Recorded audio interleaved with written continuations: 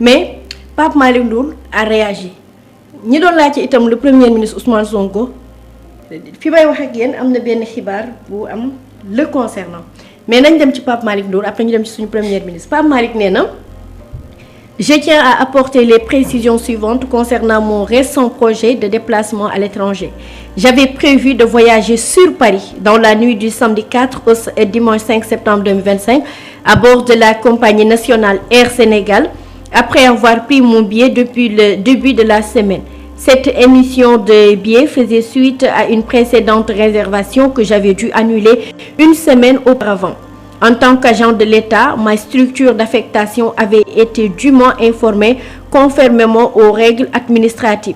Puisque j'avais sollicité et obtenu une autorisation d'absence, toutes les formalités liées à ce déplacement ont été effectuées dans la plus grande transparence et dans le respect strict des procédures en vigueur. Les services compétents de l'État disposaient, bien avant mon arrivée à l'aéroport, de toutes les informations relatives à ce voyage, puisque j'ai moi-même veillé à ce que tout l'environnement étatique concerné soit parfaitement informé, puisque je devais être en mission officielle pour le compte de mon département. Lerna. D'accord. C'est d'ailleurs la raison pour laquelle j'avais délibérément choisi Air Sénégal sous la tutelle du ministère des Transports aériens plutôt qu'une compagnie étrangère, tout en sachant que l'information serait relayée au plus haut niveau. Alors moi, tenter de fuir et rire, c'est méconnaître mon histoire, mon sang. Comment quelqu'un qui chercherait à fuir passerait-il par l'aéroport à visage découvert dans la masse du samedi soir à l'aéroport, au vu et au sud de tout le monde. Il y a à peine un mois, j'étais à Abidjan et j'avais également transité par le même aéroport à l'aller comme au retour. Si j'avais l'intention, pourquoi n'aurais-je pas pris la fuite depuis Abidjan? C'est l'affabulation. C'est de l'affabulation, autant pour moi. Les événements survenus hier à l'aéroport sont extrêmement graves. Il s'agit d'un enlèvement et d'une tentative manifeste d'humiliation sur fond de manipulation politique et de pression exercée sur les forces de défense et de sécurité. Ceci est symptomatique d'un pouvoir qui instrumentalise les institutions pour tenter de faire taire la voix de ses contradicteurs et détourner l'attention des véritables urgences du pays. S'agissant des procédures en cours dont je viens d'être informé, je m'en réjouis. J'ai toujours exprimé mon désir personnel d'en découdre sur le terrain judiciaire face à ceux qui m'accusent.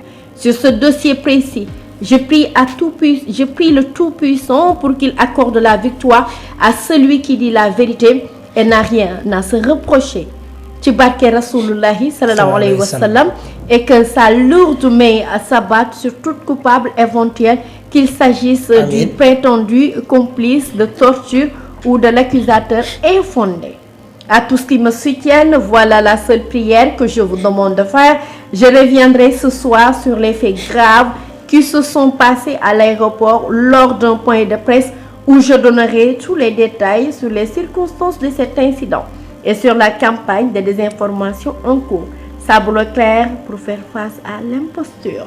Des propos tenus par Pape Malick Ndour, l'ancien ministre de la Jeunesse au temps du président Macky Sall. doomu Guinée gi tontu na saa dégg nga kàddu yi mu dégg naa ko mais dégg nga nee na moom mission la doon dem. nee na demoon na Abidjan. nee na fi mu waroon jaar yëpp jaar na ko te nee na musul jël Air Maroc nee na Air Sénégal la jël kon donc démentir na képp ku wax ni fësal ni Air Maroc la doon jël vol beeg yooyu noonu ñoom FD Média. asalaamaaleykum gars yi asalaamaaleykum la famille asalaamaaleykum tout le monde. gars yi maa leen ziare baax di leen bëggee di leen jox seen wàccuwaay encore di leen fàttaliwaat di leen demandé waat ngeen di wéy di gën di abonné wu di ko jàppee ci combat bi. gars yi képp koo xamante ne gan nga ci seen bi abonné goo lan ngay xaar abonné wul képp ku abonné ba noppi nag c'est très simple daay damay email vidéo bi soo paree nga dugg ci biir commentaire bàyyi foofu sa avis c'est très important dafa ñuy dimbali baax a baax merci. léegi nag gars yi xam ngeen ne maanaam lii moom mooy ay tappale dëgg ay tappale dëgg mënta passé lii quoi parce que benn instant man damay posé question nan gars yi ñoom lan la ñu jàppee lan la ñu gars yi jàppee ndax dañoo jàppee ay xar ay ginaar ay nag ay giléem ba foog na ñoom mën nañoo def li ñuy def buñ paree tourné waat bëgg ko rafetal ba ñun duñ comprendre waaye nag noonu la mën a demee parce que bërki dee moo jaay képp la fi ñëpp gis seen grand Madiambal Diagne daw doon jëm a rawale doomam ñu jàpp doomam mu àgg tiwti naan dama dem pour lan renforcer sama défense waaye dawuma tôt ou tard maa ngi dikkaat Sénégal waxi tappale yooyu noonu. kan ci yéen moo yaakaar ne Madiambal Diagne dana tegaat fii tànkam ci Sénégal ci coobaree boppam maanaam jeg saay rek waaxu duggal boppam fii ci Sénégal kan moo ko yaakaar. moo tax gis nga gars yi seen caaxaan yi ñu nekk nañ ko bàyyi quoi nañu respecté waay ngir yàlla moom daal ku ci jéem a daw boo ko jàppee mënu man daw ma mais dafa am lu mënoon lijjanti ji te yàlla xam na ne ku ci xas ba génn Sénégal man gëw ma ne yow di nga fi tegaat sa tànk. parce que maanaam voyage goo xamante si ne defoo ko woon ba yëg na kat sa dossier ñoo ngi koy tegaat ci kaw table ji parce que ki nga ko seqaloon convoqué nañ ko fas yéene jël sa dossier teg ko ci kaw table ji càmbar ko ba xam la moo ciy dëgg ci moment boobu noonu ngay soog a tànte pour tukki te bu la jàppee nga ne dawuma waaye nag dafa am lu mu doon réglé ji pourquoi réglé woo ko avant ñuy convoqué Pape Laye Touré man daal gars yi xam naa ne daal jaaxal na quoi gars yi nag ca dëgg-dëgg jaaxal nañ ma quoi benn instant nag ñan dàqoon ca aéroport ba baax na ci parce que bu leen dàqul woon amaana Pape Malick Ndour bu dikkee ñu bàyyi ko mu dem waaye nag buñ xoolee ñi nga xam ne kat gëm nañ ne am nañ ci part de responsabilité ñu dàq leen yaakaar naa ne beneen yoon xanaa kun gisul waaye képp kun gis moom mënoo leen a corrompo ban bàyyi la nga jàll.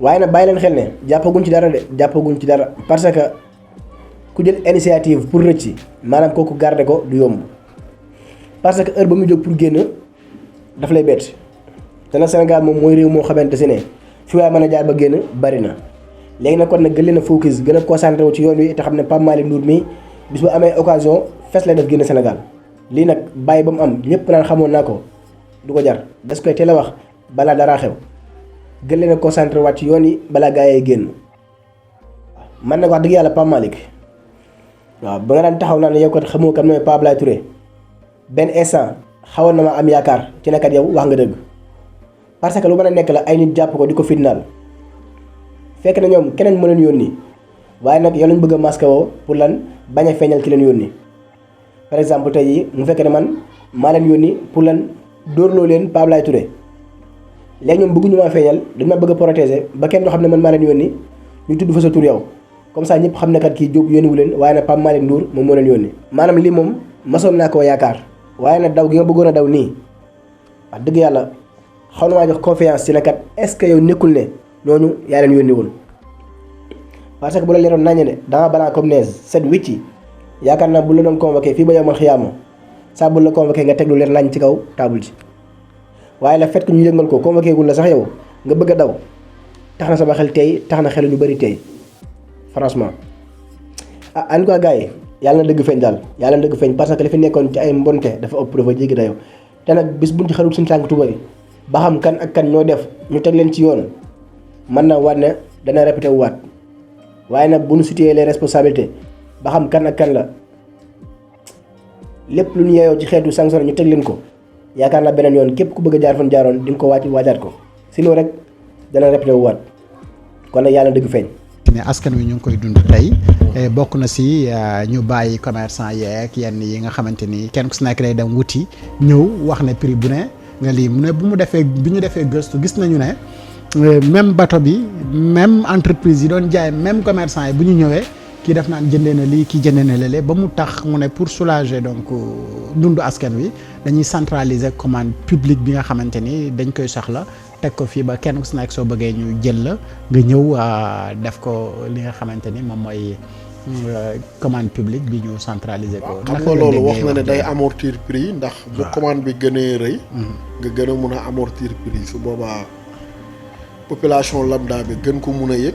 nga gën a mun a am benn capacité de manœuvre ci réduction prix yi. donc da ngay gis ne président daal moom dëgg-dëgg. benn yitte la am mooy le bien-être des sénégalais fexe ba sénégalais bi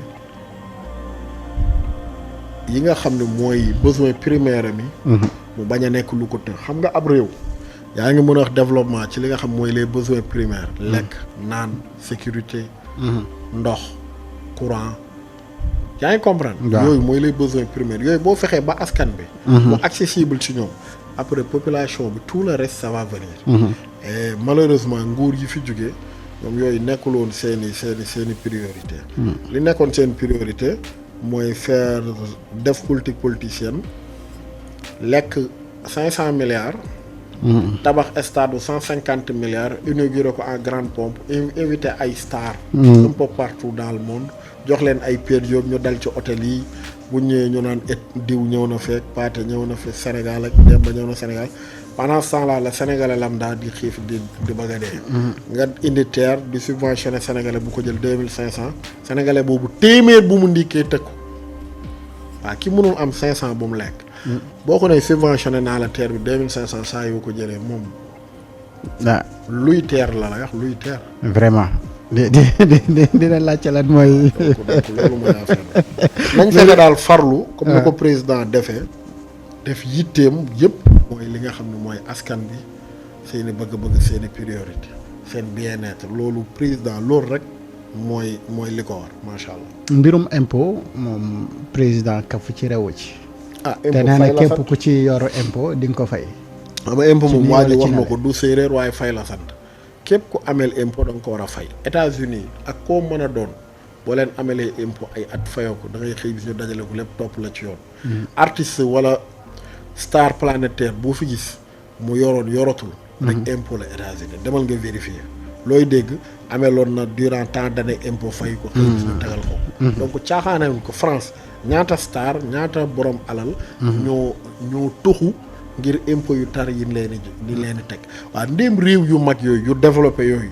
ñoo mën a teg impôt intransigeant ci imposer nit ñi di ko fay réew mi moom ñëpp nangu nañu impôt lu ñu war a fay la mais kenn du ko fay ku ci nekk looy justifier dama kay fonctionner la sama boîte ñoom ñëpp. et puis c'est scandaleux ñoom ñëpp avoué publiquement détournement de deniers publics. ñoom ñëpp a ko avoué ni dañuy détourner ay deniers publics. parce que noonu la ko président waxee ah. waaw ñoom ñëpp loolu lañ d'accord sax normalement bu ñu leen toppoon. mandat de dépôt la moo ci war a topp. parce que nee na ci yeneen dëkk yi moom boo ko defee. mandat de dépôt la waaw kaso la direct même fii sax loi bi li mu wax mooy. détournement de deniers publics moom. mooy bu ñu tijjee information judiciaire yow mandat de dépôt ci war a topp yow tëjuñ la nga génn di et puis yow tu oses justifier ni loolu laay fonctionner. maanaam ñoom ñëpp avoué nañ ni dañuy détourner deniers publics nit ñi. pour seen fonctionnement entreprise. pour seen fonctionnement nañ tëj bu dee ñoom deniers publics bu réew mi liñ ci moom loolu dong lañ mën a fonctionner nañ tëj. diggante le premier ministre ak président assemblée nationale wala assemblée nationale président de la république ñëw na ci ba xam la ne sax moom wax na ak Ousmane bàyyi na la mu teewoon mu mel ni jàmm mu ngi commencé bëgg am. problème bi du ci Ousmane de problème bi ca assemblée la. problème bi nu mu nekkee ci assemblée. te Ousmane assemblée ki fa ne moo dul président. déet waay. waaw président la ci lii ci paraître rek pour la forme mais du président parce que du jël ay responsabilités dafa mel ni Abdou Mbow mooy président assemblée. waaw fan yii de dafa mel ni moom rek ngay gis mu wax de. waaw jeex na donc loolu li ñu ciy comprendre mooy gis nga assemblée bi jëmul kanam tasal rek sëriñ bi. mais wax ji bi ko président waxee am nañu ko ci gën a attaqué ne ko.